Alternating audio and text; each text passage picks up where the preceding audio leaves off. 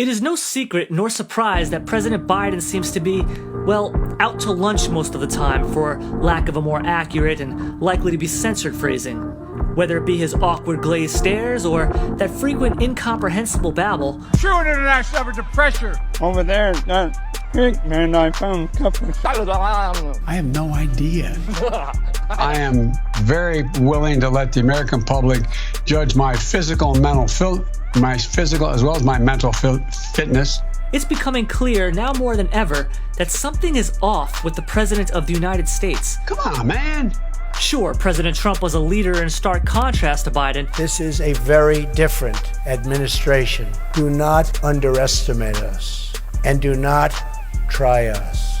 And for all his accomplishments and faults alike, one could argue that we're just simply not used to this new brand of leadership. I believe we should go back to a position of the filibuster that existed just when I came to the United States Senate 120 years ago. However, and I think I'm in good company speaking for millions when I challenge that argument with two simple yet very poignant words. What leadership?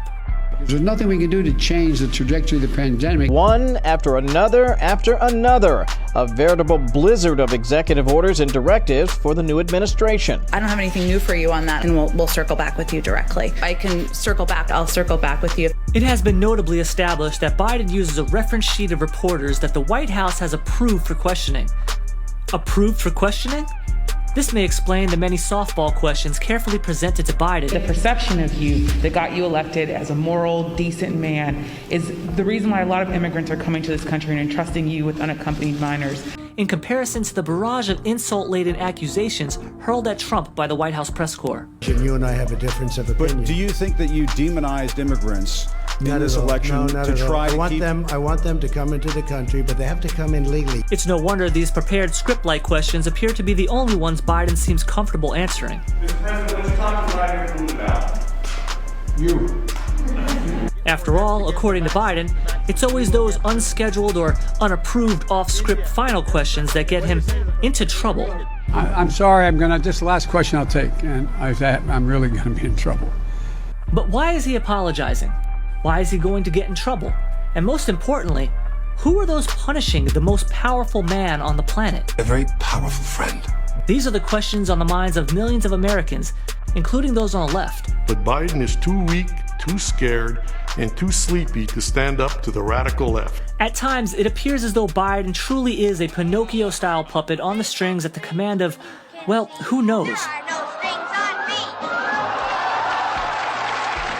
One former U.S. official says he has the answer. This is Richard Grenell, the nation's first openly gay man to serve in a presidential cabinet after President Trump designated him to be the acting director of national intelligence, or DNI for short.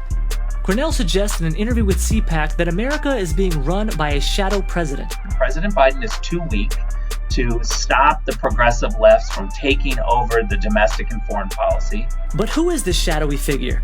He claims it is Biden's director of the United States Domestic Policy Council, Susan Rice. And Susan Rice is really happy that Biden is too weak.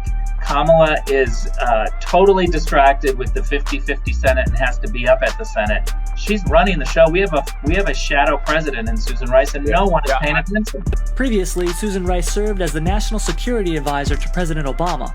To serve our country as your National Security Advisor. But according to former acting DNI Grenell, it is her current position that he believes is being used to influence and control Biden. Susan Rice has been appointed as domestic policy advisor. That's a joke.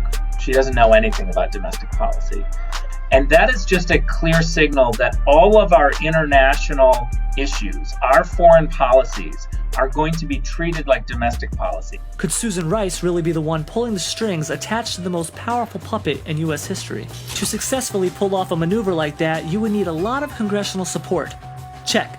A keen knowledge of social manipulation strategy. Check. And a lot of financial influence.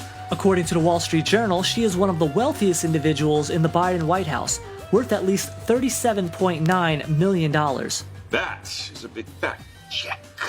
It's a lot of quiche, you know, like cake. Whether it be Susan Rice, Nancy Pelosi, Chuck Schumer, CNN, the DNC, the AOC, BLM, China itself, or Biden's imaginary friend Corn Pop? Tonight, one question still remains the echo of millions of American voices. Who the hell is in charge over at the Biden White House? I'm Ricky Diaz signing off, and you're watching Up Real Late.